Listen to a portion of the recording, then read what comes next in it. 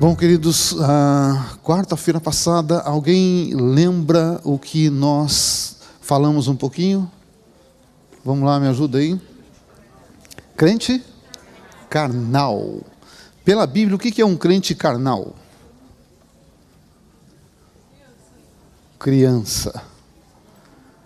O que mais que chamou, alguma coisa que te chamou a atenção na quarta-feira passada? Nada?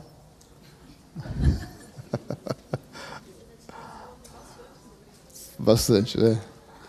Então nós vimos na quarta-feira passada sobre o crente carnal, que na verdade o crente carnal ele é pior do que o homem natural, né? Porque o homem natural ele é natural.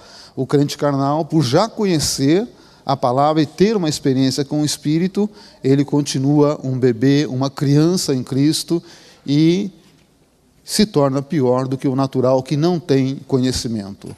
Alguém lembra de um dos motivos que nós citamos, o porquê o crente fica crente carnal? Um dos motivos só? Se recusa a crescer. Né? Se recusa. Mais um? Oi? Pegada aos bens materiais, né? Mas, assim, para mim, né, o que chamou a atenção foi, muitos não querem crescer, né? Porque acabam ficando numa posição cômoda de não crescer, de querer ser cuidado o tempo todo, e uma outra coisa é por não querer perder alguns privilégios que tem em ser cuidado e não estar cuidando de pessoas, né? Então, hoje, nós vamos falar sobre como ser cheio do Espírito Santo. E uma coisa que me chama a atenção é o contexto em que Paulo escreve isto. Porque Paulo, ele diz lá no livro de Efésios, no capítulo 5, no versículo 18, ele diz: não vos embriagueis com vinho, onde há contendas, brigas e tal, mas enchei-vos do Espírito. Agora, eu queria dar uma passeada em todo o contexto, né? O porquê que Paulo chega a essa conclusão, para nós estarmos sendo cheios do Espírito Santo. Amém, queridos? Tudo bem? Então vamos lá, como ser cheio do Espírito? Lembrando sempre que ovelha sadia, o que acontece? Procria, sempre dá cria. E ovelha sadia, o que ela faz com a sua cria? Ela cuida. Então diga comigo, ovelha sadia, sempre dá cria. Ovelha sadia, cuida da sua cria. Amém, glória a Deus. Então vamos lá, abre comigo a sua Bíblia aí no livro de Efésios, no capítulo 5, eu vou ler do 1 até o 21, para entendermos todo o contexto, e depois nós vamos estar focando no telão, para ir acompanhando, né, o que nós vamos estar falando. E eu quero ir até 9 horas, aí a gente para ter um tempo para orar. Tudo bem? Vamos lá. Efésios 5. Sede, pois, imitadores de Deus, como filhos amados, e andai em amor, como também Cristo nos amou e se entregou a si mesmo por nós, como oferta e sacrifício a Deus em aroma suave. Mas a impudicícia, é isso mesmo? Esse nome complicado aqui que está na minha tradução? E toda sorte de impureza ou cobiça, nem sequer se nomeie entre vós, como convém a santos. Nem conversação torpe, nem palavras vãs ou chocarrices, coisas essas inconvenientes, antes, pelo contrário, ações de graças. Sabei, pois, isto: nenhum incontinente ou impuro ou avarento, que é idólatra, tem herança no reino de Cristo e de Deus. Ninguém vos engane com palavras vãs. Por essas coisas vem a ira de Deus sobre os filhos da desobediência. Portanto, não sejais participantes com eles, pois outrora erais trevas, porém agora sois luz no Senhor. Andai como filhos da luz, porque o fruto da luz consiste em toda bondade, justiça e verdade, provando sempre o que é agradável ao Senhor. E não sejais cúmplices nas obras infrutíferas das trevas, antes, porém, reprovai-as, porque o que eles fazem em oculto, o só referir é vergonha. Mas todas as coisas, quando reprovadas pela luz, se tornam manifestas, porque tudo que se manifesta é luz. Pelo que diz: desperta, ó tu que dormes, levanta-te entre os mortos, e Cristo te iluminará. Portanto, vede prudentemente como andais, não como necios, e sim como sábios, remindo o tempo, porque os dias são maus. Por essa razão, não vos torneis insensatos, mas procurai compreender qual a vontade do Senhor. E não vos embriagueis com vinho, no qual há dissolução, mas enchei-vos do Espírito, falando entre vós com salmos, entoando e louvando de coração ao Senhor, com hinos e cânticos espirituais, dando sempre graças por tudo a nosso Deus e Pai, em nome do nosso Senhor Jesus Cristo, sujeitando-vos uns aos outros no temor de Cristo. Amém, queridos? Sei que você conhece essa música, essa canção, só para pensarmos um pouco nessa letra.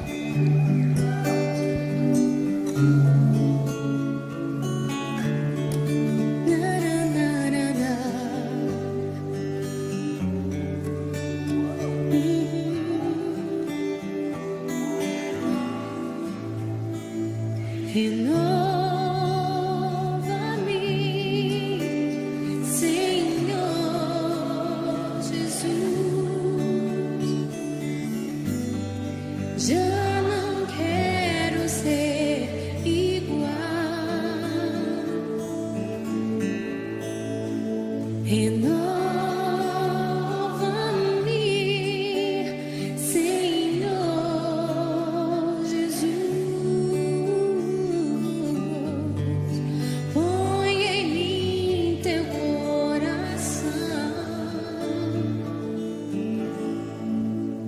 porque tudo que há dentro de mim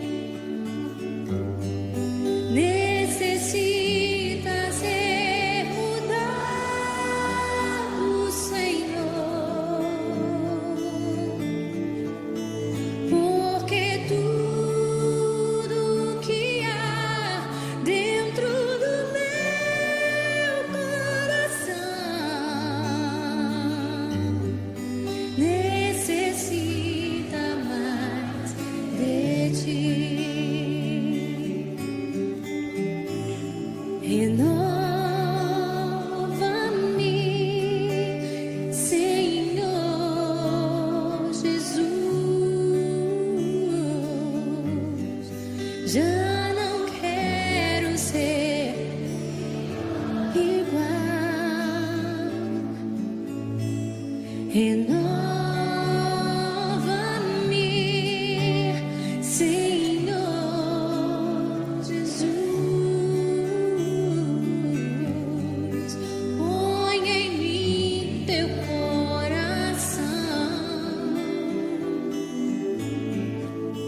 porque tudo que há dentro de mim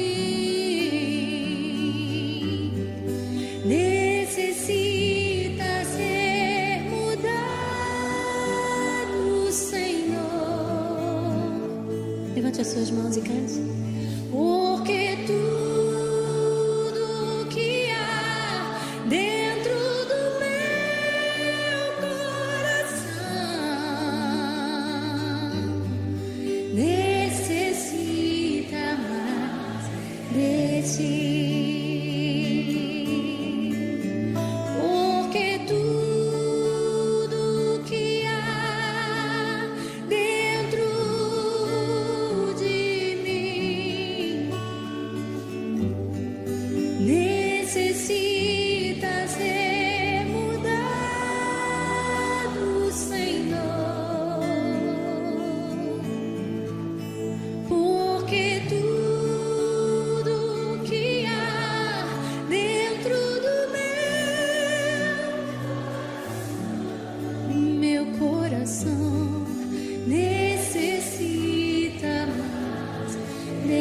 ti.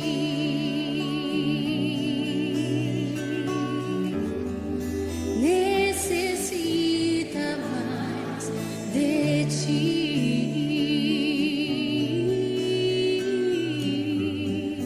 Necessita mais. Muito mais, Jesus. Muito mais, Jesus. Muito mais, Jesus. Aleluia. Por que essa canção, querido? Porque se você quiser ser cheio do Espírito, é isso aí. Porque precisamos entender o que é ser cheio do Espírito e o que é ter uma experiência com o Espírito. Porque existem pessoas que confundem experiência com ser cheio. Mais para o final eu vou falar mais sobre isso. Mas só para a gente fazer uma abertura entendendo de como eu posso ser cheio do Espírito. Ter uma experiência no Espírito é um momento em que você pode estar sozinho, pode estar com alguém, onde acontece um mover do Espírito. E ali você pode ter uma experiência. Eu nem estou falando de batismo, estou falando de uma experiência. Num momento de extrema necessidade da pessoa, ela pode ter uma experiência com o Espírito. Uma experiência de conforto, uma experiência de ânimo, uma experiência de cura em alguma área emocional da vida, mas é uma experiência, aquilo passa. Agora, ser cheio, quando Paulo diz para encher-vos, é uma coisa contínua, é dia a dia. Todos os dias eu vou precisar encher, me encher, me encher. E para que isso possa acontecer, eu vou precisar me esvaziar de algumas coisas. Senão, eu não consigo me encher. Amém? Mais para o final nós vamos pensar sobre isso. Se você quiser acompanhar no telão, querido, para quem Paulo escreveu enchei-vos do Espírito? Dos apóstolos que escreveram cartas, você vai perceber que o apóstolo Paulo, ele era muito mais minucioso quando ele escrevia. E ele foi que deixou o maior legado escrito. E quando ele escrevia a alguém, a um discípulo, a um filho na fé, ou quando ele escrevia a alguma igreja, ele sempre sabia o contexto que estava acontecendo, para quem ele estava escrevendo, ele sabia o que estava acontecendo, não só com a vida das pessoas que ele estava escrevendo, mas com as pessoas que estavam junto com elas. Então, quando você vê ele escrevendo para uma carta para a igreja que estava na cidade de Éfeso, você vê que Paulo conhecia o contexto da cidade. Ele não estava falando só com os crentes, mas ele escrevia para os crentes sabendo do que estava acontecendo. Quando ele escreve para os crentes de Corinto, você vê que ele sabia o contexto da cidade. E as cartas de Paulo, você observa algo muito tremendo. Paulo, quando escrevia para alguém, Paulo, ele analisava os pontos favoráveis, os pontos fortes daquela pessoa, daquela igreja. E ele enaltecia, ele punha mais lenha na fogueira. E ele, para o outro lado, quando ele percebia os pontos fracos, era ali que ele exortava, era ali que ele falava, olha, vocês não devem fazer isso, mas vocês devem seguir para um outro caminho. Então, Paulo, ele realmente sabia o que estava escrevendo. E aqui, o porquê que ele escreve isso para Éfeso, sede cheios do Espírito? Ou por que ele trata os crentes de Corinto como crianças, como carnais, como bebês? Por que para Filipenses ele enaltece o coração doador e abençoador daquele povo? Então, para cada localidade, Paulo focava no ponto forte e no ponto fraco. Éfeso. Quem era o povo de Éfeso? Como eles viviam? Qual era o contexto? Éfeso, na verdade, era uma das maiores cidades, como Corinto, da região na época. E, na verdade, Éfeso era a cidade mais importante do Império Romano. Então, Éfeso era uma cidade importantíssima, uma das maiores cidades da época e a cidade mais importante do Império Romano naquela localidade. por ser a cidade mais importante do Império Romano, era uma cidade que conhecia e vivia isto. Então aquilo estava dentro, impregnado nas pessoas.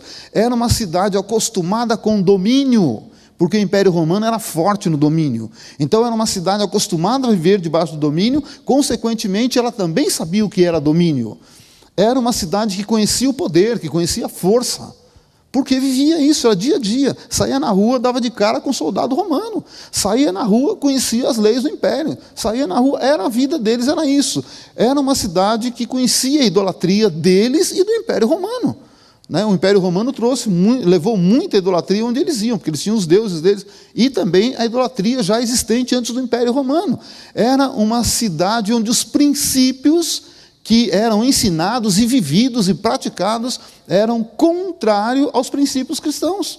Aquilo que Jesus ensinou, Éfeso vivia totalmente ao contrário. Então é para isso, é para esse povo que Paulo está escrevendo, tá? É esse contexto de história.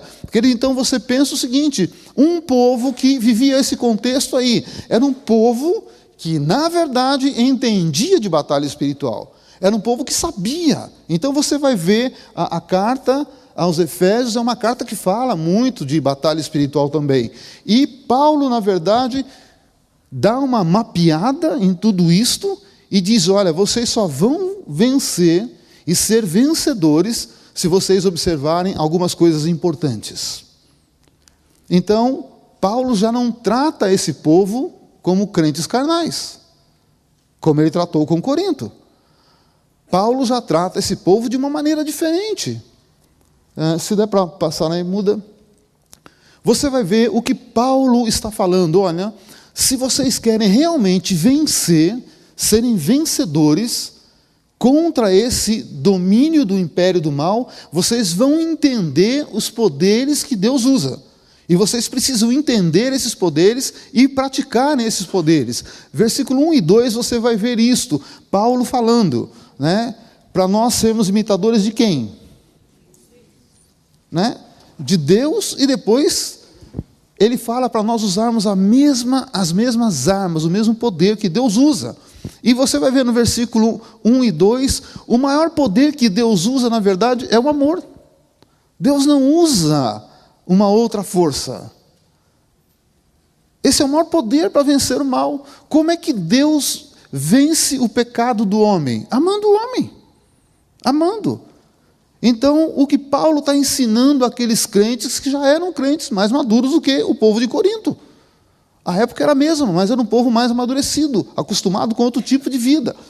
Paulo diz para eles: olha, existe uma força que ninguém consegue vencer essa força, é o amor. E é o poder que Deus usa. Segundo poder que nós vamos ver, não estou colocando em ordem de prioridade aí, hein? Mas segunda coisa que nós vamos ver que Deus ensina a esse povo, o poder da unidade. Paulo ensina esse povo: olha, um poder que vocês vão ter que usar muito para vencer todo esse contexto, toda essa força do mal que vem para destruir. Querido, isso funciona até hoje. Funciona na vida pessoal, funciona na empresa, funciona dentro da sua casa, na sua família. Nós vimos que o crente carnal, você vê que ele, na verdade, tem a sua vida meio que fragmentada, a sua família, tudo fragmentado. Muitas vezes problemas emocionais que não são resolvidos. Por quê? Porque são bebês. E Paulo aqui está dizendo o seguinte: você quer vencer alguma coisa? Você quer ser vencedor contra essa força maligna que age no mundo, na sua vida, na sua família, no seu trabalho, dentro da igreja? Primeira coisa, amor. Porque a Bíblia diz que o amor tem a capacidade de encobrir o quê? Multidões de pecado. Se você age com amor, em alguma situação, você faz com amor mesmo, sem outra intenção. Com amor, você pode até errar, mas Deus vem e te corrige e te honra e a coisa dá certo. Por quê? O amor tem essa capacidade. É um poder muito grande. Outra coisa que Deus fala para eles é o poder da unidade. Se nós entendemos e andarmos juntos, porque casa dividida não prospera, diz a Bíblia. Se a sua família está dividida, não prospera. Se no seu trabalho a divisão, não prospera. Se a igreja está dividida, não prospera. Vai ficar nessa luta. Então, é essa unidade. Unidade, querido irmão, não é um monte de gente na forma. Aquele monte de robozinho, pum, pum, pum, pum, sai. Não, não. Unidade é amar as pessoas, respeitar as pessoas, saber trabalhar com o melhor projeto e a melhor ideia. Isso é unidade. Puxa, a sua ideia é melhor que a minha, eu estou junto com você, vamos embora, eu vou pôr a minha no bolso, vamos embora. Você tem um projeto legal, vamos embora. Isso é unidade. Isso é unidade. Nem todo mundo, né? Na verdade, ninguém aqui é igual a ninguém. Então não adianta, não se reproduz cabeças, não tem como. E a junção dessas duas coisas, amor e unidade, isso é ensinado na Trindade Divina, querido irmão. O amor entre os três ali é tão grande que não dá para entender a Trindade. Amém? Então Paulo começa a dizer, olha, vamos lá, você quer vencer o império do mal? Está aqui, o segredo. Versículo 1 e 2, você vai entender isso. Estou falando para sermos cheios do Espírito. Como ser cheio do Espírito? Porque tem gente que pensa em ser cheio do Espírito é só ter uma experiência. Vem num culto de mover e tem uma experiência e está cheio do Espírito. Esquece isso, irmão. Esquece isso. Ser cheio é muito mais do que isso, tá? Por favor, pode passar. Atitudes que fortalecem o mal, querido irmão. Dos versículos 3 até o 13. Nós vamos ver Paulo escrevendo coisas que vão fortalecer o mal na própria vida pessoal, na vida familiar e na vida de convívio. Então, se nós não esvaziarmos o nosso ser dessas coisas, na verdade nós vamos estar fortalecendo o mal e jamais seremos cheios do Espírito. Pode ter experiências do Espírito, mas cheio não. Tá? Então, olha, a primeira coisa que Paulo vai mostrar ali, falta de pudor nas atitudes. E a linguagem que Paulo usa nesse contexto é uma linguagem muito mais feminina do que masculina, porque ele está focando na igreja como a noiva. Então, se você for perceber toda a linguagem ali, ela é uma linguagem muito mais feminina do que masculina, exatamente por isso. Porque Paulo está escrevendo a igreja como noiva, que quer realmente uma mudança, que quer uma renovação, que quer ser cheia do Espírito. E aí ele começa a detalhar, cuidado com as conversas. Eu coloquei ali de pessoas da igreja por causa do nosso contexto, mas cuidado com as conversas dentro de casa, cuidado com as conversas no trabalho, cuidado, eu estou focado na igreja. Cuidado com as conversas entre as pessoas da igreja. Porque, na verdade, nós podemos ser um fermento, nós somos um fermento. Ou você é um fermento para o bem, ou você é um fermento para o mal, não tem jeito, não tem como ficar neutro nisso. Então, precisa tomar muito cuidado com o que você fala. Segunda coisa, nos desejos e sentimentos internos. Porque às vezes as pessoas têm desejos e sentimentos internos que, querendo ou não, vão se manifestar. Quem é, um dia manifesta, mas não tem como. Não tem como esconder eternamente desejos, sentimentos e o que a pessoa é na realidade. Não tem como. Vai aparecer. Então, nós devemos sondar os nossos sentimentos e os nossos desejos internos. Gente cheia de amargura, um dia vai manifestar. Gente cheia de inveja, um dia manifesta. Gente com sentimento ruim, um dia manifesta. Amém? Lembra que nós vimos na quarta-feira passada, o crente carnal? Uma das coisas que você precisa ter é cuidado para falar com a pessoa. Você parece que está pisando em ovos o tempo inteiro. Porque os sentimentos internos daquela pessoa não deixam ela receber você, não deixa ela entender o que você deseja. Tá? Outra coisa, manipuladores que usam a palavra, não só a palavra de Deus, mas tem o poder da palavra, para manipular pessoas, para trazer pessoas do seu lado, para colocar pessoas contra o outro. Então, cuidado com isso, e quando você perceber essa jogada, o que Paulo diz? Quem tem participação com essas pessoas comete o mesmo erro. É o que Paulo está falando. Então, nós precisamos o quê? Entender que essas atitudes, estando em nós, fortalecem o mal. E não vai deixar a pessoa ser cheia do Espírito. Vai continuar eternamente um crente carnal, uma criança. Ela não vai conseguir ser cheia. Por quê? Porque ela já está cheia. Ela não vai ser cheia do Espírito, ela vai continuar sendo cheia de atitudes que fortalecem o mal. Então o Espírito não tem como encher aquela pessoa.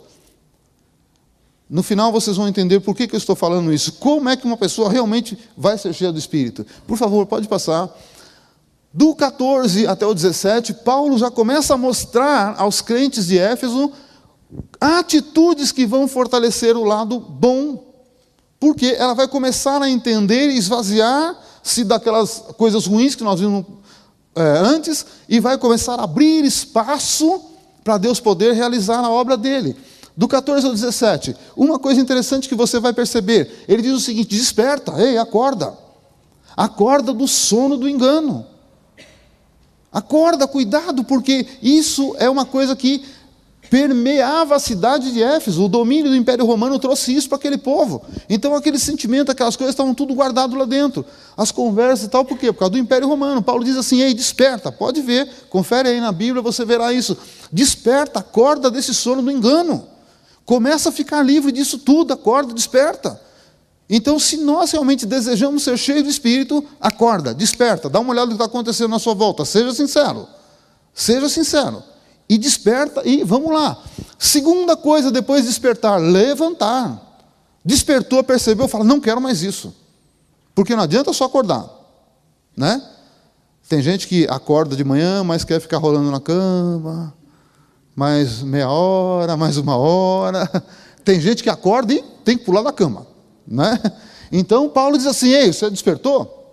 Levanta, pula, vamos embora. Né? Você precisa ter disposição para sair desse meio, porque só o acordar não basta, porque às vezes a pessoa acorda, mas automaticamente ela é contaminada de novo, e ela fica na inércia, está acordada, mas está inerte, e Paulo diz: isso não resolve. Você acordou, segundo passo, levanta e tenha disposição para sair disso. Segundo, enxergar o caminho dos sábios. É o que Paulo escreve nesses versículos. Enxergar o caminho dos sábios. Olha onde está a sabedoria de verdade. E vai para lá. E muda de atitude. Andou, despertou, anda e vai no caminho dos sábios. Outra coisa que ele ensina: nós precisamos remir o tempo. Remir o tempo, porque os dias são maus, a Bíblia diz. O que é remir o tempo, querido irmão? É você não perder tempo com coisas que não levam a nada. E, na verdade, com coisas que vão fortalecer mesmo o Império Romano que age no mundo hoje também. Porque não pensa que o Império Romano está morto, porque não está. Não estou falando de Roma, não estou falando da Igreja Católica, nada disso. Estou falando do sistema. Do sistema maligno. O sistema do anticristo está aí e ele vai ficar até a volta de Jesus. Então, nós precisamos remir o tempo, nós não podemos ficar perdendo tempo com bobeira. Infelizmente, o que eu vejo na igreja, no meio de líderes, é perder tempo com bobagem. Não tem como remir o tempo perdendo tempo com bobagem. Irmão, acabou o tempo de ficar de tititi, de papapá, de coisinha boba, de criancice, acabou, vamos embora, vamos remir o tempo. Né? A coisa anda, a fila anda. E procurar compreender a vontade de Deus. É do 14 ao 17, que Paulo diz aos crentes em Éfeso. Pode passar. Do versículo 18 ao versículo 21, aí nós vamos ver a vontade de Deus. Até agora nós vimos coisas que estão agindo em nós, coisas que estão dentro de nós. E 18 e 21, Paulo começa a mostrar qual é a vontade de Deus para nós. Não mais a vontade do Império Romano, a vontade do Império dominador, do Império do mal, do anticristo que age na terra. Primeira coisa, que o cristão seja cheio do Espírito Santo. Cheio do Espírito. Essa é a vontade de Deus para mim e para você. Não cheio de coisas que nos fazem perder tempo. Não cheio de coisas que fortalecem o Império do mal. Não cheio de coisas que vai fortalecer o Império Romano. Não com criancices e com coisas boas. Falando com salmos. O desejo de Deus para mim e para você é falar com salmos. O que é isso, falar com salmos? Quem é o salmos? Como é que eu vou falar com ele, né? Para entendermos um pouco mais sobre isso, tá? A ideia grega do falar com salmos, ela traz uma ideia de louvar a Deus tocando instrumentos, principalmente instrumentos de corda. Essa é a ideia grega. Né, quando você vai ver ali, né, falando em salmos, é a ideia grega de louvar a Deus com instrumentos. E o saltério, um instrumento tão sensível que os gregos falam muito disso, ele era tão sensível que uma pena caindo na corda dele, era tão esticado, tão sensível que uma pena caía, fazia som. Essa é a ideia grega. Então, é mais ou menos assim, ó. Cuidado, porque a menor atitude, a mais simples, a mais leve, pode louvar a Deus ou não. Olha que ideia. Eu prefiro mais a ideia judaica do falando com salmos. Se você pega a ideia judaica falando com salmos, a ideia judaica assim, é contar uma história de vida. que louva a Deus. Salmo de Davi, Salomão e tantos outros. Você vai ver, na verdade, conta uma história do que eles passaram. Mas com essa história eles estão exaltando a Deus, louvando a Deus. Então, o que Paulo diz, o Paulo está colocando para eles essa ideia, né? E eu prefiro essa ideia judaica, de tudo que nós vamos conversar. Lembra no primeiro ponto que nós falamos de fortalecer o mal? O que é? Cuidado com as conversas no meio da igreja, cuidado com as suas conversas, porque as suas conversas estão louvando a Deus ou não? Porque a ideia judaica de falar com os salmos, é isso que Paulo escreve, primeira coisa ser cheio, e depois que a nossa conversa seja uma conversa de salmistas. Salmista é aquele que vai louvar a Deus com tudo que fala. Então, quando você for contar uma história, contar alguma coisa, o que você conta louva a Deus? Ou o que você conta não louva a Deus? Os mais antigos vão entender. Lembra as músicas caipira que contavam história? Lembra do churrasquinho de mãe? Quem é mais antigo lembra, né? Daquele que viu lá a casa dele pegando fogo, e era a mãe dele que tinha morrido. Então, essa ideia já vinha desde antigamente. Porque contar história de verdade. Tem história que não louva a Deus, que entristece. Mas essa é a ideia, que a nossa conversa possa ser uma conversa que louva a Deus, que engrandeça a Deus. E não conversa boba. E não conversa que fala mal disso, fala mal daquele, fala mal da igreja, fala mal do líder, fala mal de tudo. Não, irmão, essa não é a conversa que vai louvar a Deus. É isso que Paulo está falando das coisas da vontade de Deus, né? Outra coisa, louvar a Deus de coração. Todas as vezes que formos louvar a Deus, tem que ser um louvor de coração. Não é um louvor porque alguém está puxando, não é bater palma porque alguém mandou, né? Não é dançar porque alguém mandou, não, é de coração. Eu tenho um pensamento assim, eu não sei dançar, irmão, né? Mesmo quando eu era incrédulo, eu não sabia dançar, fazia uma força danada, não tenho habilidade, mas eu penso assim, para louvar a Deus, tem que ser de coração. E se no momento ali, na hora do louvor, se o meu coração me levar até dançar, eu vou dançar. Não importa se alguém vai rir, mas eu vou dançar. Porque o louvor a Deus tem que ser de coração. Tem que realmente expressar uma gratidão, um amor a Deus. E não ficar preocupado com o que os outros vão pensar, né? Ser sempre agradecido ao nosso Senhor. Sempre. Em todo tempo, em todo lugar, em toda situação. Lembra que domingo nós compartilhamos a palavra? Irmão, se você quer entender o que é ser um cristão, o que é o Evangelho é correr risco. Essa é a verdade, né? Então, mas por que acontece isso comigo? Se eu sou crente, querido, você está na terra.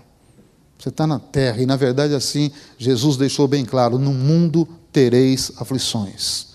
Tem de bom ânimo, eu venci o mundo. Isso não nos isenta das situações complicadas.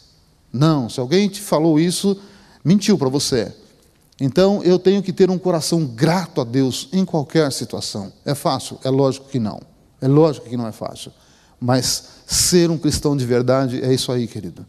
É ser grato.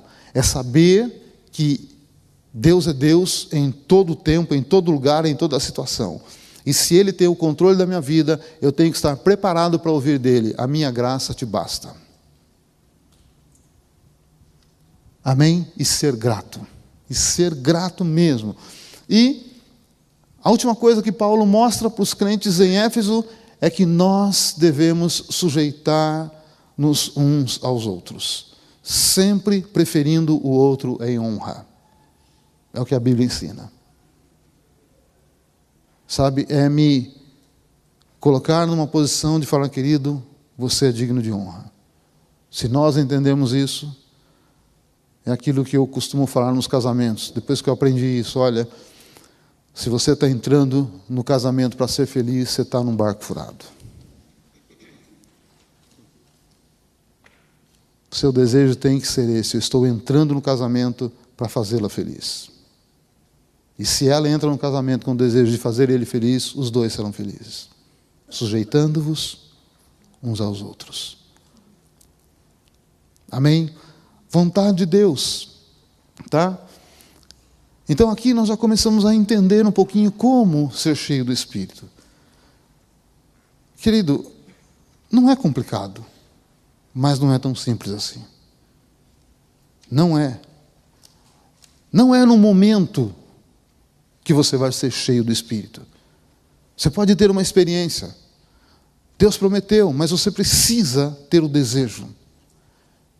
Muita gente olha para o livro de Atos, Pentecostes, e aquele dia foi maravilhoso. Você sabe quantos dias eles ficaram orando? Você sabe que teve gente que desistiu e foi embora?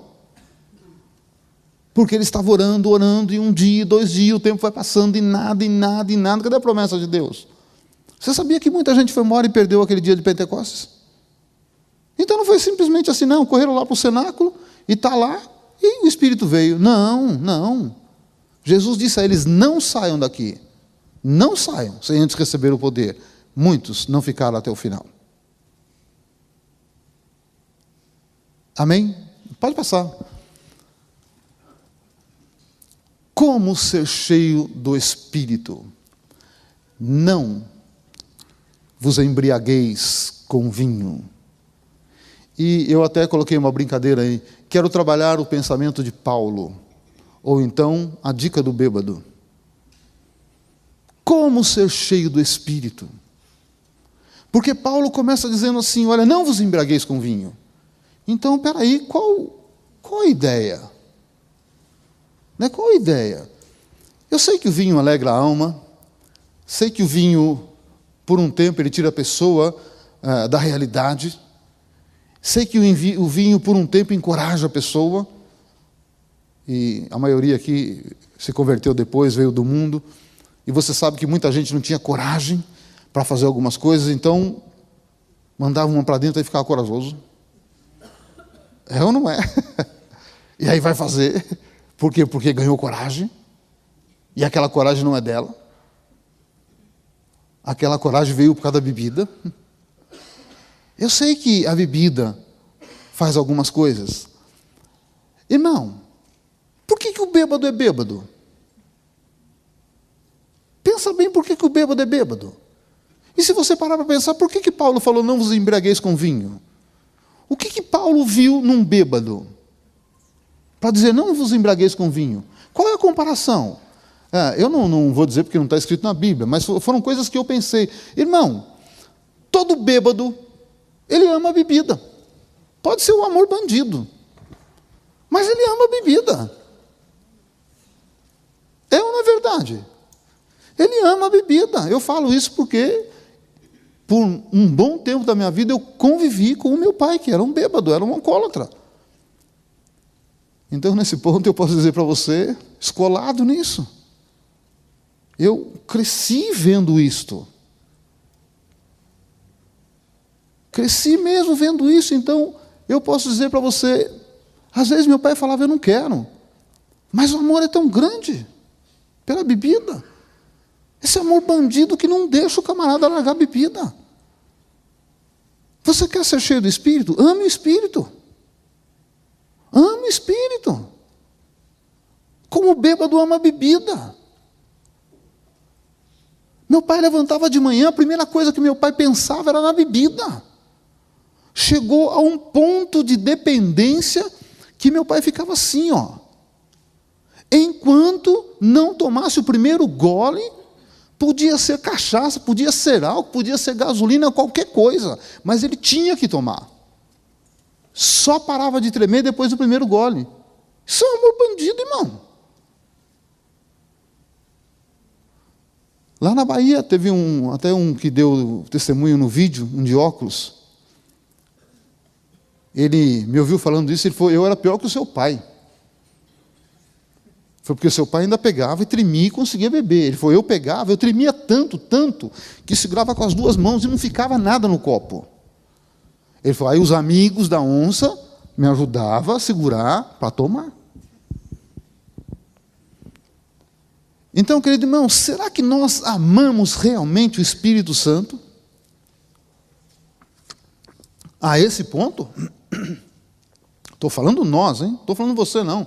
Será que nós amamos o Espírito Santo a esse ponto? De acordar de manhã e a dependência ser tamanha que enquanto eu não buscar o primeiro gole com o Espírito Santo, eu não vou parar de tremer? Eu não vou conseguir trabalhar, não vou conseguir sair de casa. E depois eu quero ser cheio do Espírito? Eu quero ter uma experiência com o Espírito. Estou falando de mim, na verdade, eu quero ter uma experiência. É tão gostoso, aleluia. E eu quero tremer, eu quero ficar feliz e tal. E depois, não, depois eu vou embora. Será que eu entendo o que é realmente querer ser cheio do Espírito? Será que eu amo o Espírito a ponto de falar, o meu amor é maior do que o do bêbado pela cachaça? É isso que a gente pensa em ser cheio? Segundo ponto, por favor, volta lá. Segundo ponto, o desejo, irmão, o desejo. O desejo do bêbado pela bebida é algo incontrolado. Ele não tem controle por esse desejo. Não tem. O desejo é tão grande. De novo eu vou falar do meu pai. Eu amo meu pai. Não pense que não amo meu pai, não, hein? E eu realmente tinha um desejo muito grande de rever meu pai. Não sei se é vivo ou morto, mas eu tinha um desejo muito grande de poder abraçar meu pai e falar de Jesus para ele, que eu não tive essa oportunidade. Minha mãe mesmo disse, se nós tivéssemos conhecido Jesus antes, ela não teria separado do meu pai. E ela foi, talvez seu pai estivesse conosco. Olha o que Jesus faz falta. A minha família foi destruída pela falta de Jesus. Eu não conhecia o que era família, sentimento de família. Vim conhecer com a família da Janete. Nunca sabia o que era família, não, irmão. Nunca passamos um Natal junto. Nunca. Nunca. A única vez que nós programamos para passar o Natal junto, que a minha mãe conseguiu um leitãozinho, guardamos aquele leitãozinho, começamos a criar o leitãozinho. Não lembro se foram 2 dias. 2 dias antes do Natal, meu pai pegou aquele leitãozinho, levou para o boteco, matou o leitãozinho e comeu com os amigos bêbados. E para nós, o que sobrou? A cabeça do leitão. Cabeça do leitão. Eu e minha mãe, nós assamos a cabeça do leitão, com os olhos, dente e tudo. E a carne que nós comemos foi a carne da cabeça do leitão. É o desejo. Será que eu desejo mesmo? Meu pai era um homem muito bom quando estava são, sem bebida.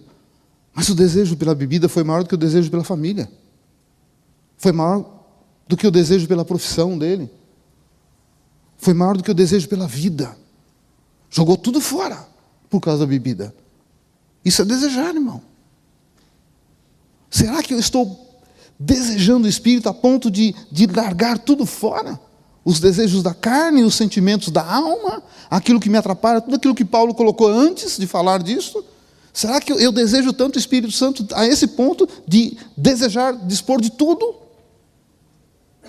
para ser cheio do Espírito? Mas nós queremos ser cheios do Espírito. Outra coisa, saber onde encontrar. Irmão, o bêbado sabe onde encontrar cachaça. Ou você sabe? Não é verdade. É que nem o dependente de drogas. Nós, que graças a Deus não somos dependentes, você vai para o lugar, você não sabe onde está a boca do fumo, onde está a biqueira. Pois quem é viciado já logo sabe. Parece que atrai. Irmão, tem crente que nem sabe onde encontrar o Espírito, porque nem sabe na verdade onde ele está. Mas eu quero ser cheio do Espírito. Onde é que o Espírito está? Boa noite. Eu preciso entender que o Espírito está dentro de mim. Está aqui dentro, está aí dentro de você. Eu preciso entender que o Espírito Santo está lá, intercede por mim. Eu preciso entender que o Espírito Santo é o único que está na terra. Jesus não está na terra. Deus Pai não está na terra. O Espírito Santo está na terra. Eu preciso entender que para ser cheio do Espírito, eu preciso dar vazão ao Espírito que está dentro de mim.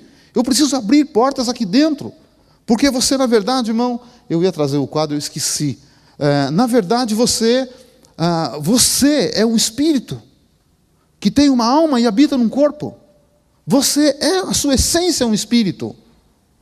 E quando você se converte, a promessa de Deus se cumpre. A promessa de Ezequiel, eu colocarei dentro de você o meu Espírito, dentro de você. Antes da conversão, é só o espírito humano, é só o homem natural. Quando a pessoa diz sinceramente para Deus, eu me entrego para Jesus, automaticamente o Espírito entra. E eu penso, irmão, que Ele vai estar junto com o seu espírito. Ele quer trabalhar junto com o seu espírito, está lá dentro. Está ali juntinho com você. Ele não quer te anular. Jamais o propósito de Deus foi anular o ser humano. Eu fico maravilhado quando eu olho para Atos, se eu não me engano, capítulo 14 e 15, quando os apóstolos, numa situação na igreja, que eles precisavam tomar uma decisão, fizeram um concílio apostólico e oraram e conversaram. Depois eles voltam e um diz assim: pareceu bem a nós e ao Espírito Santo. Que coisa maravilhosa! Mostra o quê? Que o Espírito não quer anular o homem, mas que o Espírito quer trabalhar junto com o homem. É por isso que Ele está dentro de mim e dentro de você. Colocou dentro, está ali, está aqui dentro. Dentro, junto do nosso espírito.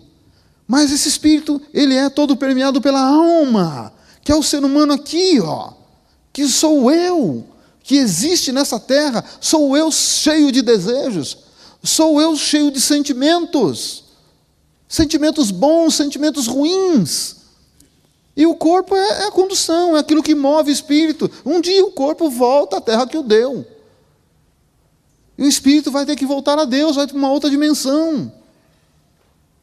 O corpo vai perecer, vai ser transformado, e depois na primeira ressurreição, isso é uma outra história que não dá tempo para a gente falar aqui.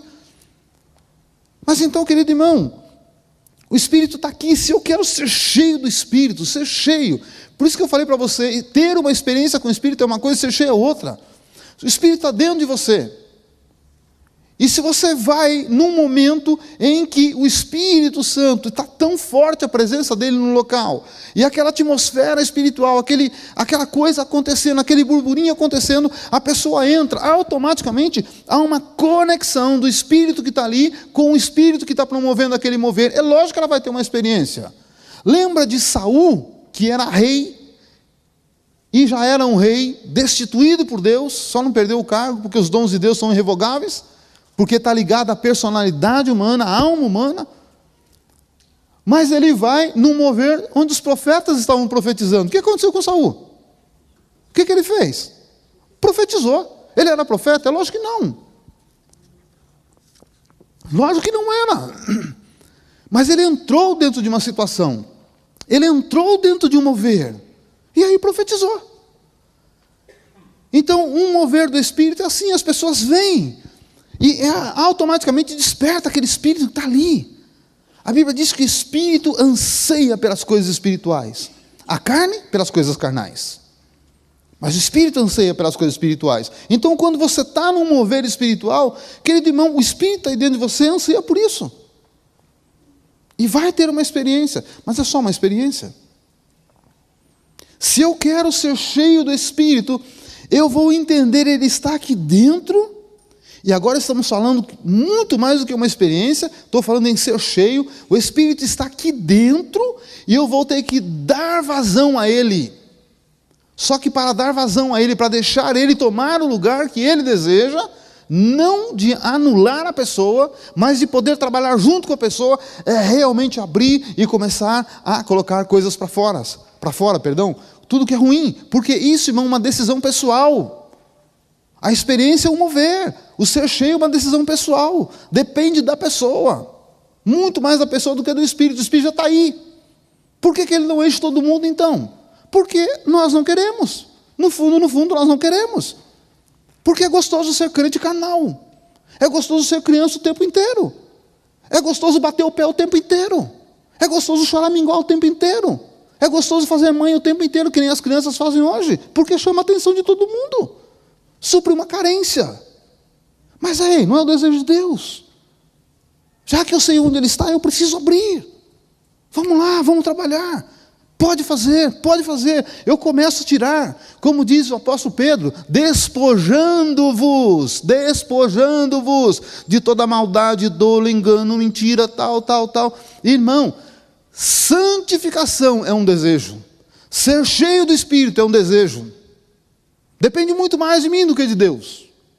Se eu quero, a coisa acontece. Se eu não quero, não acontece. Pode ralar de orar, pode ralar de fazer jejum. Se você não quer, no fundo, nada acontece. Nada. Porque depende de nós. O Espírito já está aqui. Se dependesse de Deus, todos nós seríamos cheios. Já estava todo mundo aqui, irmão, pulando, orando em língua, falando, profetizando e tal, já estava. Mas como não depende, não acontece. Pagar o preço, querido irmão. É aí que a coisa pega. O bebum paga o preço da cachaça. O que é pagar o preço? Se ele não tem dinheiro, ele pede. Dá um dinheirinho aí. Quantas pessoas você encontra na rua? Dá um dinheirinho porque eu estou com o filho doente, eu preciso pegar a condução. Ele paga o preço. Paga o preço da mentira, paga o preço do engano, paga o preço do roubo, paga o preço de ficar sem nada, sem comer. Porque ele pega o dinheiro, em vez de comer, ele toma pinga. Paga o preço de pegar a pior pinga que tem. Hoje já tem até umas garrafinhas burudinhas, gordinhas. Filho de pinguço sabe, irmão. Paga o preço. Nós pagamos o preço para ser cheio do Espírito? Paga nada, irmão. Paga nada. No fundo queremos espernear o tempo inteiro, ser criança o tempo inteiro. Acabou?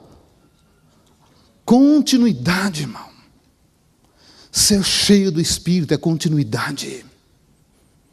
É aquela ideia de que todo dia eu preciso, todo dia eu quero, todo dia eu desejo, todos os dias eu sei onde encontrar, todos os dias eu vou pagar o preço, todos os dias.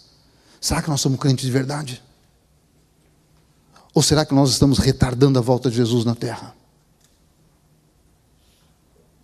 Porque Jesus vem para buscar uma igreja gloriosa. Igreja gloriosa, irmão, não depende de pastor, depende do cristão. Depende do cristão. É isso, tem que ser todos os dias o meu desejo. Todos os dias, Senhor, eu quero ser cheio do Espírito. Senhor, eu quero usar a arma poderosa que é o amor, eu quero usar a arma poderosa que é trabalhar em unidade com meus irmãos. Eu quero, Deus, eu quero, porque isso vai me fazer crescer. Isso vai me fazer crescer muito. Todos os dias. Enchei-vos, enchei-vos, enchei-vos. Todos os dias. É como a fé, querido irmão. Todos os dias eu preciso ter contato com a palavra. Todos os dias, porque a palavra estando em mim, o Espírito Santo tem matéria-prima para transformar a palavra em fé. Palavra em fé, porque a fé vem pelo ouvir e ouvir a palavra. Se eu não dou matéria-prima, como o Espírito Santo vai fazer o bolo da fé dentro de mim? Não tem como. Como eu falei domingo, irmão, até para o impossível acontecer, Deus precisa de algumas coisas que vai depender do ser humano. Até para Deus fazer um milagre, Deus depende do ser humano. Se não tem cego, como é que Deus faz o milagre? Se não tem coxo, como é que Deus faz o milagre? Então depende, irmão, de nós todos os dias, todos os dias, todos os dias. Eu preciso desejar, sabe por quê? Você recebe uma porção de fé no domingo. Você ouve a palavra. Você recebe uma porção de fé na célula. Você ouviu a palavra, compartilhou, orou. Você tem aquele tempo tão gostoso. Sabe o que acontece com você? Na segunda-feira você já está usando a fé. Às vezes você sai do culto do domingo e já está usando a fé que você recebeu. É que nem você toma café de manhã, você já saiu, você já falou, você já começou a gastar energia, você andou, começou a gastar energia, você ficou nervoso, você enxergou, você ouviu, você já está gastando energia. Enchei-vos do Espírito, você ficou cheio, mas você já está gastando. Porque vem uma situação que você vai ter que demonstrar que você é cheio do Espírito. Alguém te fecha no trânsito, antes de lembrar da mãe dele, você está cheio de Espírito, você lembra de orar por ele. Deus te abençoe, um bom dia para você. Sabe o que aconteceu? Você já gastou um pouco daquilo que o seu copo encheu. Você desejou, você encheu o copo. Deu sede, tomou um pouco. Tomou um pouco. E vai acontecer com esse copo? Ficou vazio. E você vai precisar? Encher. Encher. Espírito, fala comigo. Espírito, fala comigo. Me enche. Gera paciência, gera amor. Fala comigo. Experiência, eu preciso. Eu preciso. Eu preciso. Outro dia eu estava ouvindo, nem lembro mais de quem eu ouvi. Acho que foi do Caio. Caio, você está aí? Foi você que falou que Um homem foi convidado a andar com um pastor famoso um dia. Ele andou o dia inteiro com o pastor e o tempo todo. E quando eles chegaram no hotel para dormir, aquele irmão estava esperando. O pastor vai fazer aquela oração. Vai orar e tal. Não foi você, né? Foi o Marcos Witt. O pastor vai orar, vai fazer aquela oração que vai tremer o quarto e tal. E aí o pastor, boa noite, irmão. Em nome de Jesus, amém. Aí ele não aguentou. Ele falou, pastor, o senhor não vai orar? Ele falou, terminei. A minha vida é oração. Em nome de Jesus, amém. Ai. É o dia inteiro, querido. É o tempo todo. É o tempo todo. Isso, querido, é ser cheio do Espírito. Vamos orar? Eu queria ter um tempo para orar. Graças a Deus eu consegui falar tudo. Quarta-feira nós vamos começar andando no Espírito 1. Mas se eu quero ser cheio do Espírito, eu tenho que entender isso, irmão. Se eu quero uma experiência, é outra coisa. Se você quer somente uma experiência, é outra coisa. Você quer ser cheio? Paga o preço. É uma continuidade. É toda hora pegar a vassoura e dar uma limpada. É toda hora jogar muitas coisas dentro da máquina de lavar, jogar um bom sabão, limpa. É toda hora jogar um alvejante, assim que fala. E limpa, Senhor, limpa, tira. Deus, não precisa cortar, mas controla a minha língua. Não é? Controla a minha língua, Deus. Corta não, mas controla. Senhor, não me deixa cego, mas me ensina a usar os meus olhos. Me ensina. Senhor, não me deixa coxo nem paralítico, mas me ensina onde caminhar. Me ensina. Senhor, os meus sentimentos estão aí. Eu quero mudança nas minhas atitudes. Eu preciso disso, eu quero ser cheio. Nesse tempo, preparando, revendo muitas coisas, como tem sido bom para mim, querido. Como tem sido bom. Para mim tem sido um crescimento muito bom. Sabe, para compartilhar, a gente tem que rever, tem que estudar, tem que orar. E tem sido tão gostoso, irmão, tão gostoso. Porque às vezes no meio da tribulação você fala, puxa, o Espírito vem. Amém? Eu queria tocar essa canção de novo, um pouquinho mais baixo. Por favor, Beto, apaga as luzes para mim. E olha, nós vamos ter pelo menos 5 minutinhos de oração.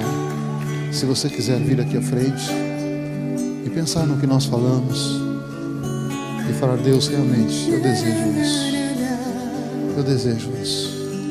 Esse é o meu desejo.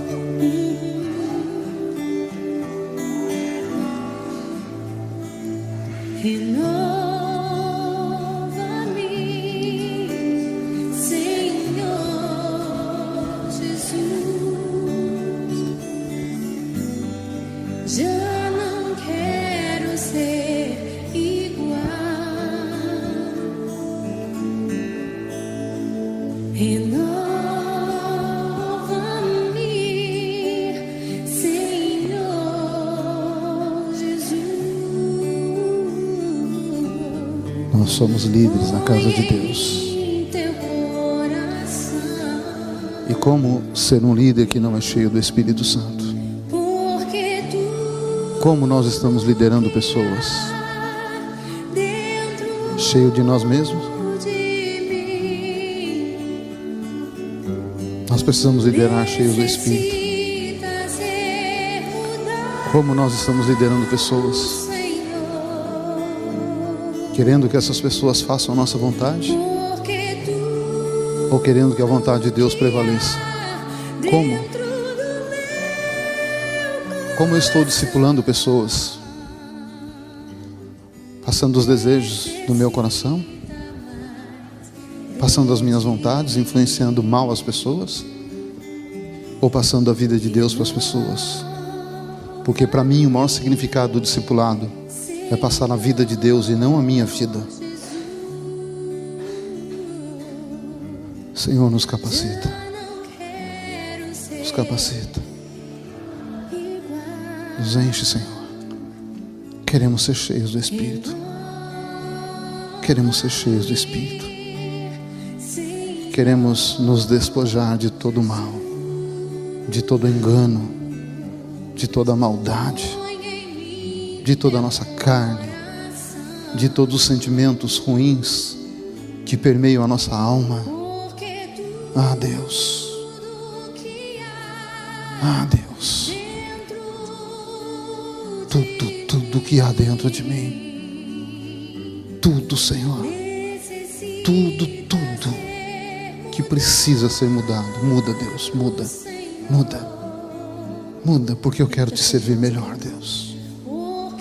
Me ensina, Deus querido, a usar as armas que o Senhor usa, que é o amor, que é a unidade. Senhor,